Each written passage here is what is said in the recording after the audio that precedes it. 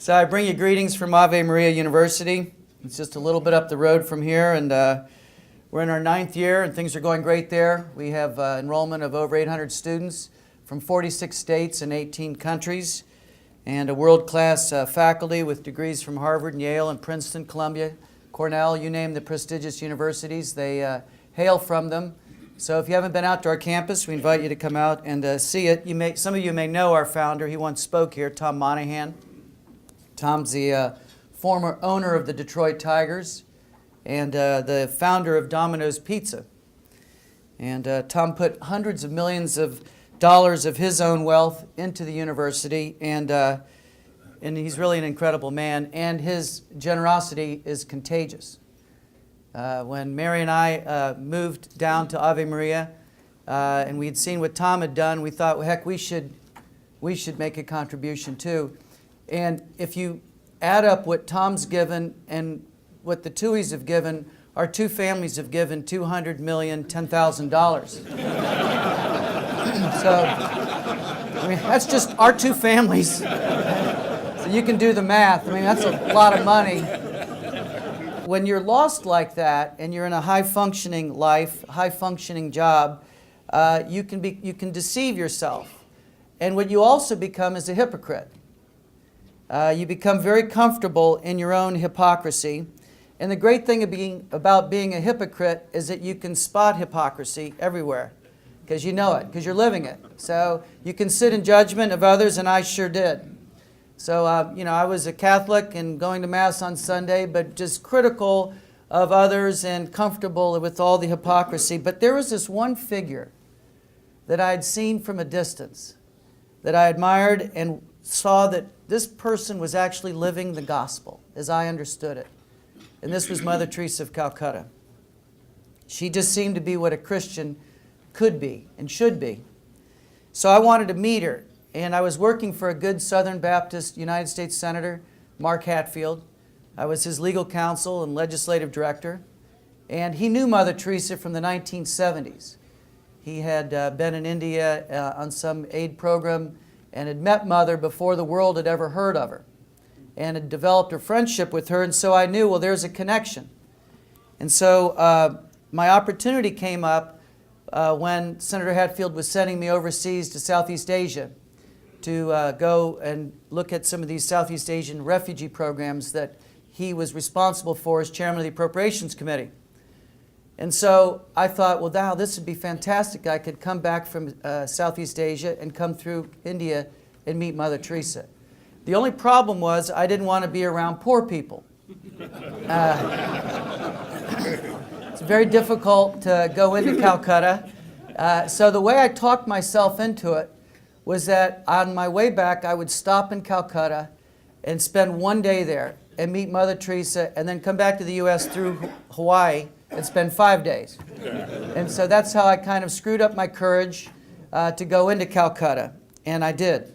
So in August 1985, August 20th, I go into the Mother House there in Calcutta, this terribly broken city.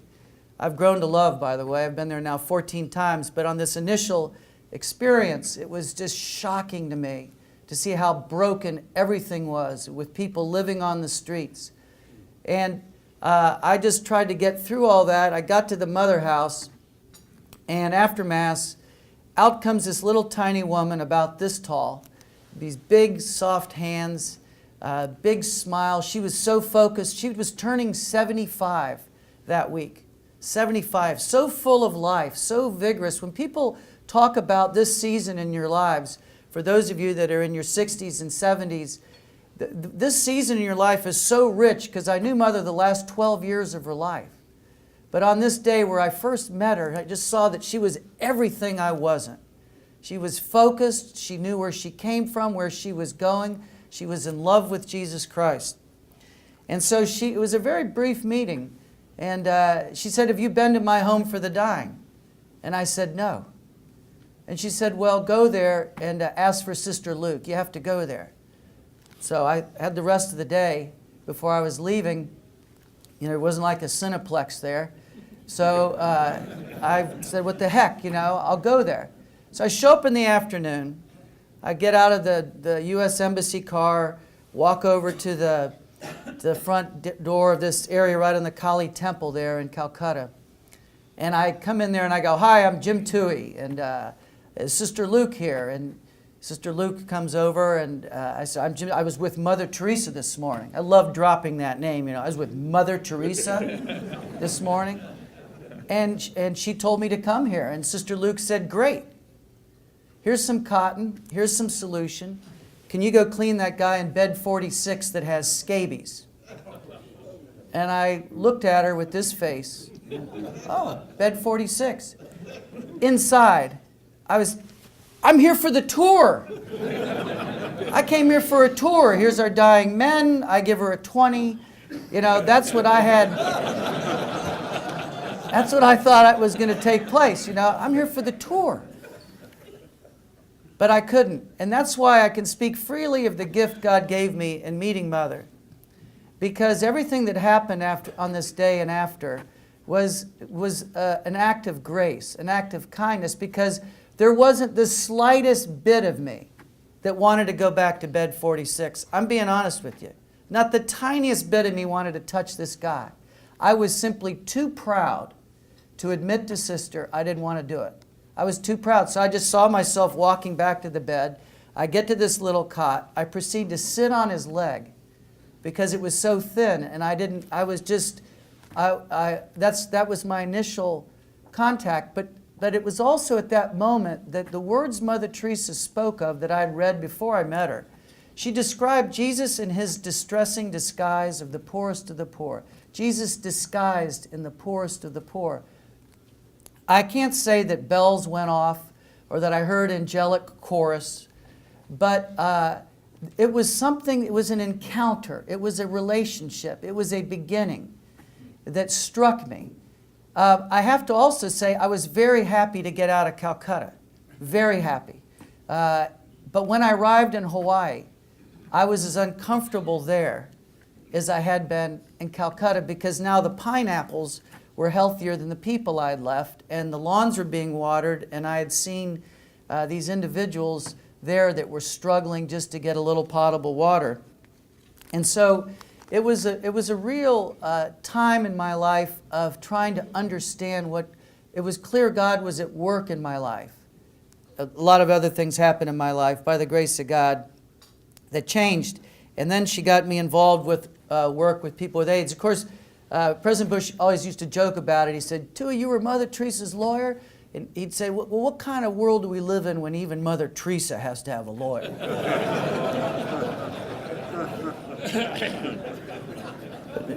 Not many people know this, but Mother Teresa liked to sue people. No, I'm kidding. You open that soup kitchen off.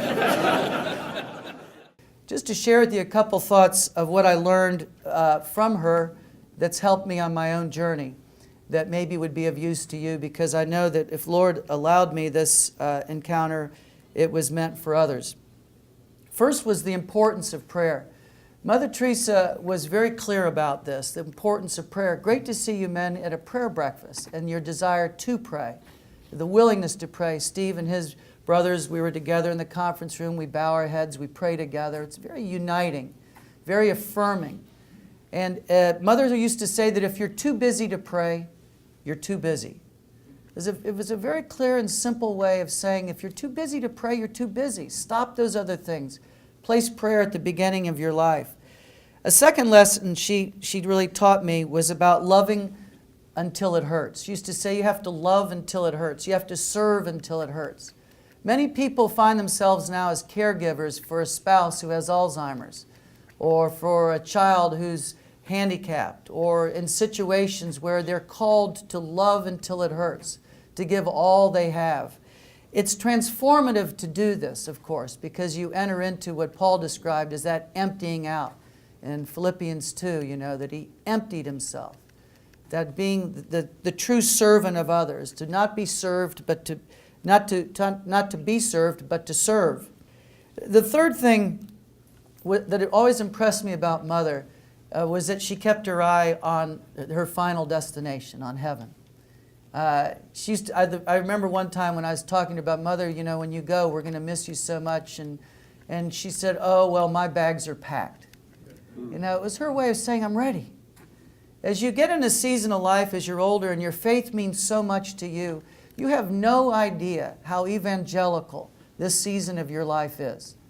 Your children, your grandchildren, your friends are going to watch to see that as illness approaches, as difficulty arises perhaps with a spouse, as whatever might happen, they want to see how you react. Do you really believe what you say? Is Christ really the center of your life? Do you trust the Lord? Do you believe there? It's a challenge,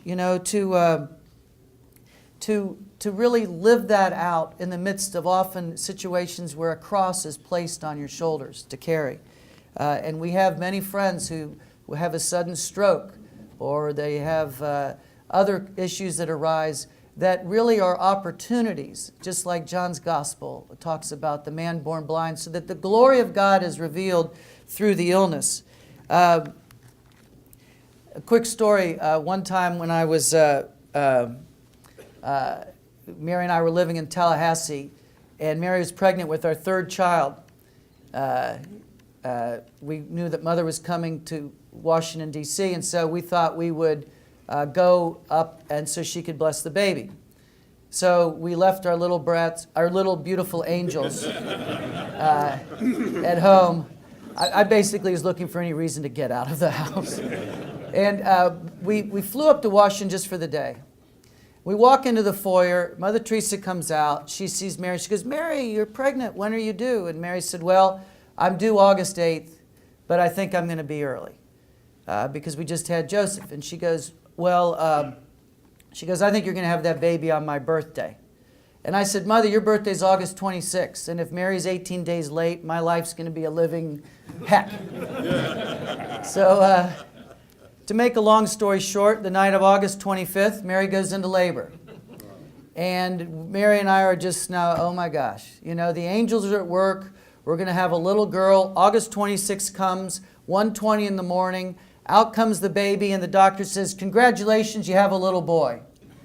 And Mary said, are you sure? Because we thought we were going to have a little Teresa. And he goes, here's how we tell. This is how we learned this in med school. But while Mary was still in the hospital, I got a call from Calcutta, and they said, can you get back here because Teresa's very ill now. She's back in the hospital. She's back on oxygen. And so another friend of Mother's, Sandy McMurtry, and Mary gave me a blessing. We took a picture of our little baby born on her birthday, our little Maximilian. And we flew, Sandy and I flew back to Calcutta. And we got to the airport. The sisters greeted us, and they said, you should probably come straight out to the hospital. She's not doing so well. Straight to the hospital. When I got to the hospital, the sisters were all in a buzz, and we were up in the intensive care unit in a very primitive hospital, but probably Calcutta's finest. And there was just a buzz of activity. I was trying to take it all in, and I said, is this something wrong? What happened, sister? And they said, Mother was just laying there on her bed, and she was looking up and pointing like this. She had an oxygen mask on. And they were looking up, just, what is she pointing at? Was she having a vision? Was there, what was she looking at? And Mother, seeing their confusion, moved the mask to the side, and she said, I'm going home. I'm going home to God. And she said that for the sisters because she wanted to assure them that she knew what was waiting for her. This was not simply just an act of faith. It was a statement of her life's purpose, was to return to the Father. And she had that confidence. It's been said that nobody at the end of their life says, gee, I wish I'd spent more time in the office. A lot of you probably have spent a lot of time in the office, and God bless you for it. And I think that's true. But I also think it's never said at the end of life, gee, I wish I hadn't volunteered so much. I wish I hadn't prayed so much or forgiven so much. The invitation that we have now as brothers in Christ to pray together, serve together, enjoy retirement together. I can't just yet, my chairman tells me. I have to work a little more. But the invitation for unity and communion, the beautiful gift of Mother's life who teaches us about prayer, about service, and about heaven. I hope I've encouraged you this morning. Thank you for inviting me to speak with you. God bless you.